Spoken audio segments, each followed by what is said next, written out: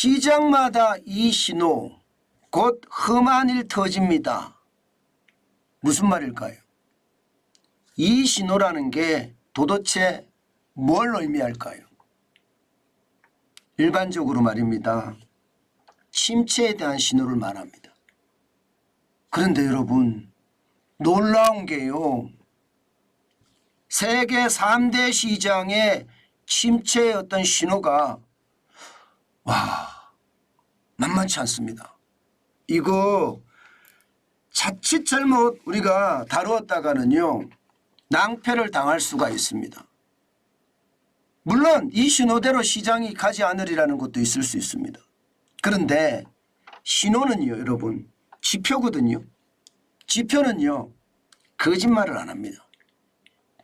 하나의 지표, 한 시점의 지표는 거짓말을 할 수가 있습니다. 그러나 추세적인 지표는요. 절대 거짓말을 안 합니다. 그런 차원에서 보면 이 신호, 침체라는 신호 진짜 우리 조심하셔야 된다는 것 제가 미리 말씀을 드립니다. 일단 볼까요? 일단 중국 시장부터 보겠습니다. 중국이 그래도 우리에게는 최대 시장이니까요. 당장 말입니다. 11월 중국 소비자 물가 지수가 마이너스 0.5%입니다. 와우. 소비자 물가 지수가 마이너스 0.5%라. 그러면 중국 내의 소비가 쉽게 말하면 폭삭 망한 거예요. 소비가 많으면 물가는 올라가거든요. 소비가 줄어들면 물가는 떨어지는 게 일반적입니다. 중국도 소비가 전체 경제에서 차지하는 비중이 70% 가까이 됩니다. 그런데 소비자 물가가 떨어졌다? 소비가 제대로 안 된다는 뜻? 이것은 어떻게 생각하면 중국의 침체가 시작이 됐다. 이렇게 해석해도 무방합니다. 그만큼 소비자 물가가 벌써 말입니다. 벌써 3개월 연속 떨어졌습니다. 지난 8월에 0.1%였거든요. 그런데 9월엔 0%로 떨어지더니요. 10월에는 마이너스 0.2% 그리고 11월에는 마이너스 0.5%까지 떨어졌습니다. 마이너스 0.5% 수치는 2020년 코로나19의 위기가 한창일 때 11월 달에 마이너스 0.5%가 최대거든요. 지금 0.5%입니다. 그러면 중국의 내수 침체가 심각하다는 거죠. 돈을 어마무시하게 천문학적으로 뿌렸는데도 이게 제대로 소비가 살아나지 않는다는 뜻입니다. 이것은 어떻게 생각하면요. 우리에게는 세계 최대의 시장인데 이 시장의 내수가 다시 말해서 폭락했다. 폭망했다. 이렇게 해석할 수가 있거든요. 문제는 여러분 중국만 이런 게 아니에요. 우리 최대 시장인 중국만 이런 게 아니라는 거예요. 이게 미국 시장도 마찬가지라는 겁니다. 미국도 보면요. 지금 소매 판매 지수가 4월, 5월, 6월, 7월, 8월, 9월, 6개월 동안 쭉 올라갔습니다. 그러다가 10월에 마이너스 0.1을 기록했습니다. 지금 6개월 동안 소매 판매가 잘 이루어지던 것이 연말 블랙 프라이데이부터 시작해서 사이버 먼데이까지 쇼핑 축제가 가득 찼는데 이게 말입니다. 소매 판매가 마이너스 0.1로 돌아섰다는 것은 어쩌면요. 미국 경제 나홀로 성장, 나홀로 호황이라고 이야기를 했는데도 불구하고 여기도 침체 신호가 있다. 이렇게 봐야 됩니다. 그만큼 지금 미국 경제도 상황이 안 좋다. 이렇게 얘기할 수가 있습니다. 작년 11월에 마이너스 1.0%였죠. 12월에도 마이너스 1.1%였습니다. 그러던 것이 말입니다. 지금 상황은 점점 좋지 않게 발전을 하고 있습니다. 10월에 마이너스 0.1이라는 건 그만큼 미국 경제조차도 우리 입장에서는 세계 2대 시장조차도 지금 상황이 나빠지고 있다 이런 얘기입니다. 여기에서 끝나지 않습니다. 세계 3대 시장이라고 하는 유럽 시장, 유럽도 마찬가지입니다. 3분기 성장률이 마이너스 0.1을 기록했습니다. 1분기 성장률 마이너스 0.1에서 2분기에 0.3%로 성장해서 그나마 불행 중 다행이다. 0점대지만 플러스다. 이렇게 이야기했지만 결국 3분기에 마이너스 0.1로 또 떨어졌습니다. 유럽이 안 좋다는 이야기예요. 그러면 여러분 지금 지표들로 보면 최대 시장, 우리 입장에서 최대 시장이 중국인데 중국의 상황이 안 좋고요. 2대 시장인 미국의 상황이 안 좋고요.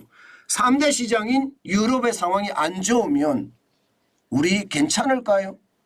아마 수출이 박살날 수도 있습니다. 지금 그나마 말입니다.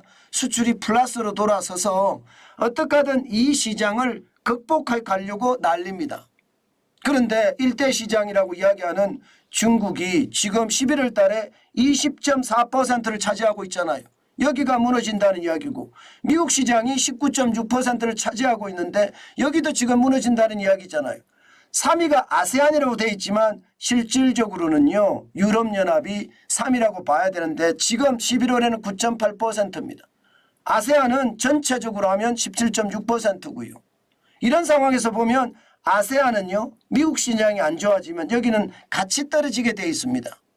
그러면 유럽 시장도 같이 떨어지게 되어 있고요. 유럽 시장이 9.8%를 차지했는데 11월에 통관 기준으로 상황은 세계 1대, 2대, 3대 시장이 동시에 안 좋아진다는 것은요.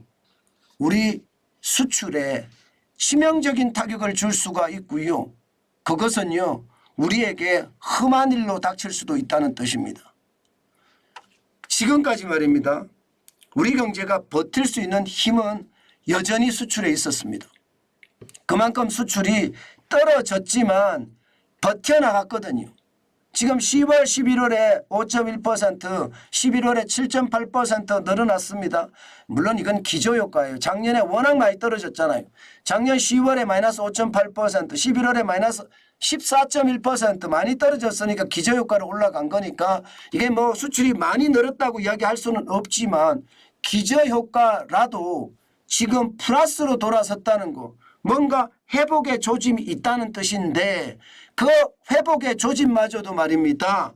지금 세계 3대 시장이 고꾸라지면서 우리에게는 최악의 시나리오를 써질지도 모르겠다 이런 생각을 하게 되는 거란 뜻입니다. 왜냐하면 소비가 우리는 좋아야 되는데 여전히 우리는 소비가 안 좋습니다. 지난 7월에 소비가 마이너스 3.2%, 2020년 7월 마이너스 4.6% 이후 최대를 기록했고요. 8월, 9월, 10월 다 안 좋습니다. 9월이 그나마 추석 명절이 있었으니까 0.1%로 플러스를 기록을 했지만 10월에는 마이너스 0.8%로 더 나빠졌습니다. 결국 말입니다. 이자 앞에 장사 없다는 말이 현실화되고 이것이 말입니다. 시장 전체에 영향을 미친다. 그것은 한국 시장뿐만 아니라 유럽 시장도 미치고요. 미국 시장도 미치고 중국 시장도 미친다는 그런 의미입니다. 그만큼 상황이 좋지 않다는 이야기죠. 이렇게 되면 여러분 지금 수출도 나쁘고 소비도 나쁘고 수출과 소비가 차지하는 비중이 최대로 많이 갈 때는요. 우리 경제 성장에서요.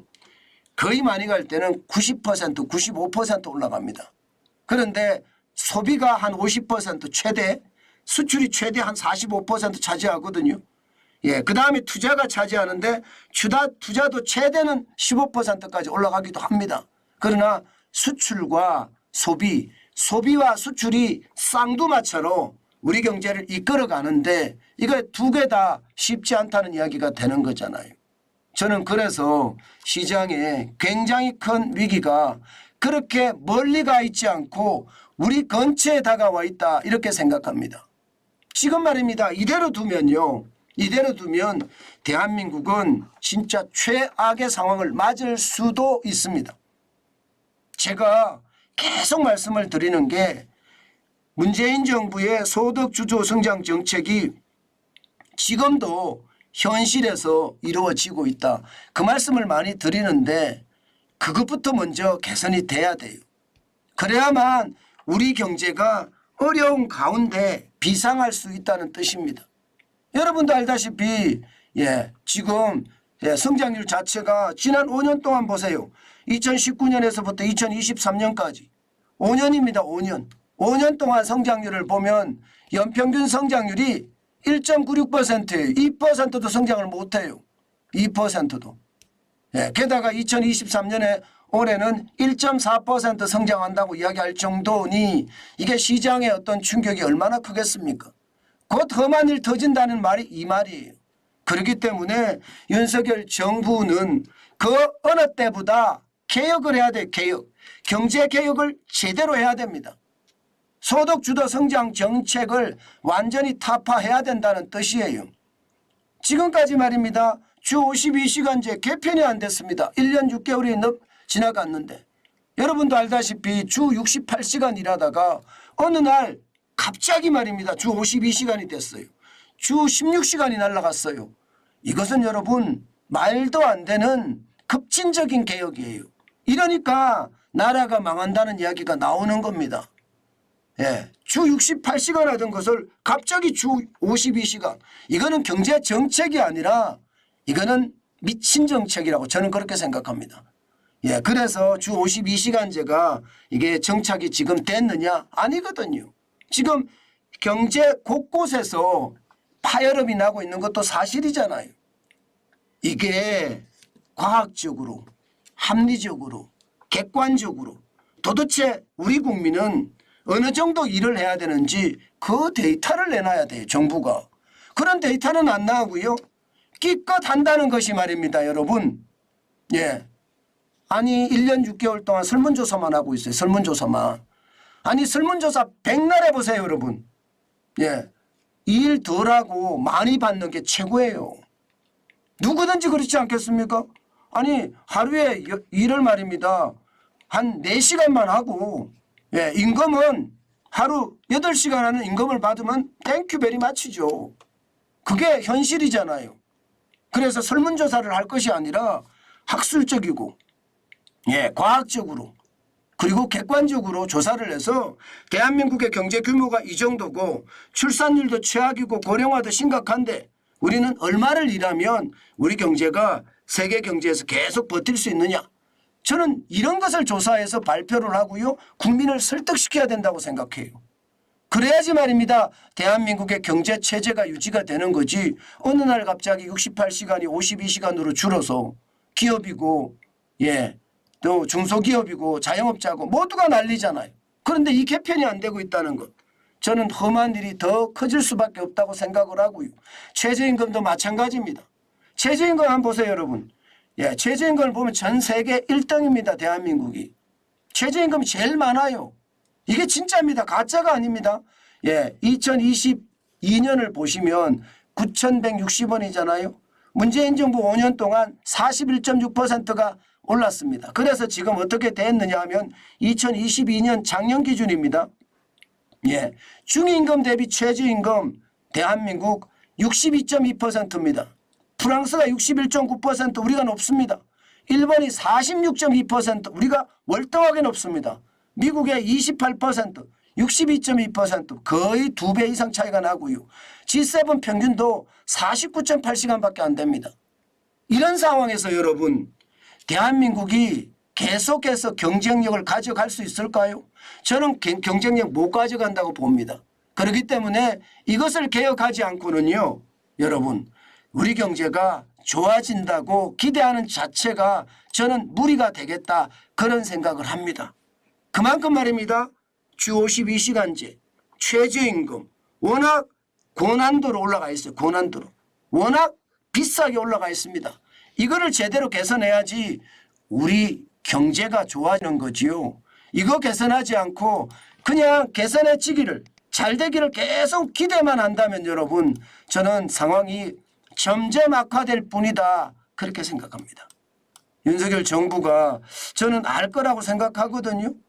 아니 대통령 비서실장도 경제통, 국무총리도 경제통, 경제수석도 있고요. 경제부총리도 있습니다. 그런데 지금처럼 계속 만약에 간다면 저는 최악의 상황을 그럴 수밖에 없다고 봅니다. 제발 경제 전체를 보고 바보 같은 어리석음을 범하지 않는 것 저는 반드시 필요하다고 생각합니다. 세계 경제는 분명히 침체의 신호가 와 있어요. 우리는 재빨리 개혁을 해서 그 침체 신호에 대응해 가야 됩니다. 가장 중요한 게 세계 경제가 침체하면 우리 수출이 그만큼 덜 됩니다. 그러면 내수에서 그걸 잡아줘야 돼요. 지금 내수가 엄청나게 나쁘게 떨어지고 있잖아요. 수출은 마이너스 신호가 나오는 거고 부정적인 신호가 나온다는 뜻입니다.